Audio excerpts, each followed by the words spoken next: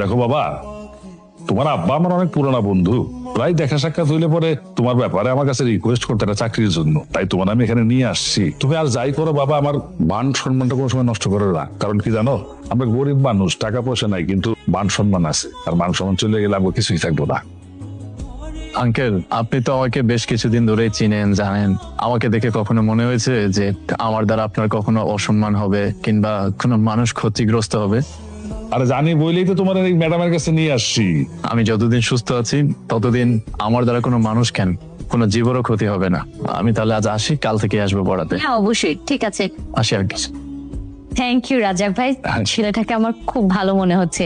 পড়ালেখাটা যদি ঠিকঠাক মতো করায় তাহলে তো কোনো কথাই নেই। ওকে তো বেতনের ব্যাপারে কোনো কথাই বললাম না। ব্যাচেলার মানুষ মেসে থাকে, ইয়াং ছেলে, 3 বেলা খাওয়া দাওয়া করবে। আপনি একটা বুঝে দিয়ে দেন না, বুঝে আপনি বলে দিয়ে দেন, সমস্যা হবে না। কয়েক মাস আগে দেখি কেমন পড়ায়, 10,000 করে দিয়ে দেয়, কি বলেন?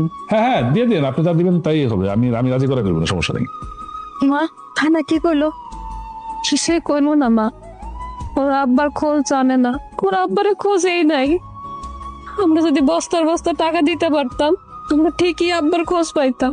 আমি এখন বুঝতে পারছি আব্বা স্বপ্নে কেন মানে বারবার কইতেছিল, মা তুই ভালো কিছু কর, বড় কিছু কর। আব্বা চাইতেছে আমি তার কোন বিচার করি।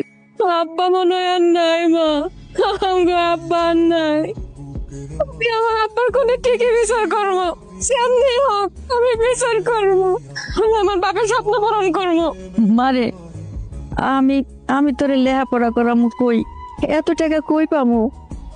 আমাকে হাতে যা টাকা আছে আর হয়তো 2-4 দিন চলতে পারো। আমি তো তোরে খাওয়ানি দিতে পারুম না, লেখাপড়া করামু কেমনে? ওই সাব্বিরের মায়ের কাছে কয়টা টাকা পাইতাম, এটা পাইলেও আমরা কয়েকদিন চলতে পারতাম। আর সকালে এক বাড়িতে যায় দেখি তারা নাকি শহরে চলে গেছে। এই টাকার আশা তুমি ছাইরা দাও মা, তুমি একটা কাম করো, এই বাড়ি ঘর জায়গা জমিন যা আছে তুমি বিক্রি করে দাও। আমি তোমার কথা দিতেছি, আমি তোমার সব ফিরাই দেবো। তাই করুম মা, তাই করুম, এছাড়া তার কোনো উপায় দেখতাছি না। হ্যালো, কেমন আছো? তোমাদের বাড়ির সবাই কেমন আছে?